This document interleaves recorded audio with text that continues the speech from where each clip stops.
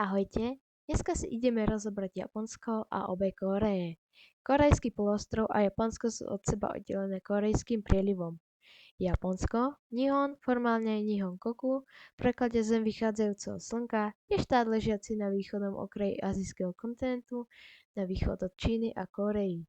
Rozkladá sa od Ochotského mora na severe, po východe Čínske more na juhovýchode a zo západu ho obklopuje Japonské more a z východu a juhu Tichý oceán.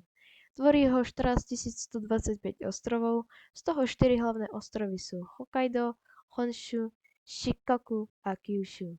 Rozloha je 7,5 krát väčšia a obyvateľstvo je 23 krát väčšie ako Slovensko. Klíma je primorská, pod vplyvom monzónov, výrazný vplyv majú morské prúdy Kurešio a Ojašia. Riečna sieť je veľmi hustá a rieky sú krátke a dravé, napríklad Shinano, alebo teda Chikuna, Kisogawa a Tonegawa. Tvorí oblúk zložený zo sopečných ostrovov a keďže je na okraji tektonickej platne, tak sú tam časté zemetrasenia a vulkanizmus. Japonsko je pomerne hornatá krajina s najvyšším sopečným vrcholom Fujisan 3776 metrov nad morom a je to aktívna sopka. Nížiny zaberajú menšie plochy pri pobreží a v najväčšej nížine Kanto sa nachádza hlavné mesto Tokio, ktoré má vyše 37 miliónov obyvateľov. Ďalšie veľké mesta sú Yokohama, Osaka, Nagoya, Sapporo, Kobe, Kyoto a ďalšie. V súčasnosti je demokratickým štátom s konštitučnou monarchiou, v tomto prípade císarstvom. Rozšírený náboženstvom je buddhizmus a šintoizmus. Hovorí sa tam po japonsky a používajú 3 typy písma: hiragana, katakana a kanji. Teraz sa pozrieme na Kórejský poloostrov. Rozloha poloostrova je asi 3 krát väčšia ako Slovensko, podnebie je mierne, monzunové a na juhu subtropické. Severná časť poloostrova je hornatejšia ako južná.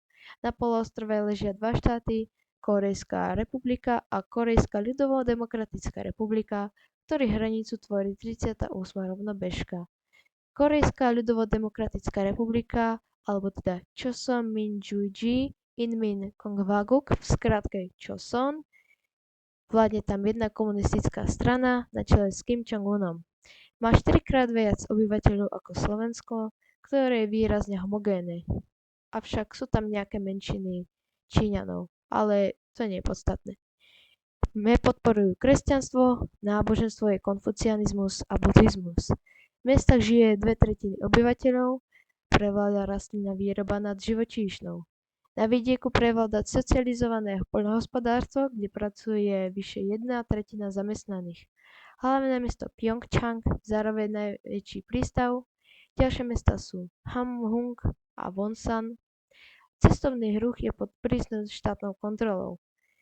Teraz Kórejská republika, Taeheonmingguk, v skratke Hanguk. Kórejská republika je 2-krát väčšia a má 9-krát viac obyvateľov ako Slovensko.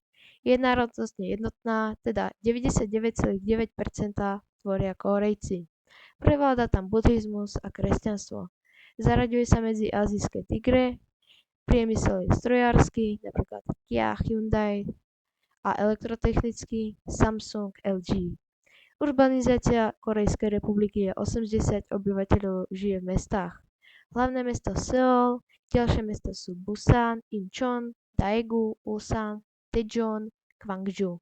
Hospodárstvo krajiny je závislé od USA. Ďakujem vám za pozornosť.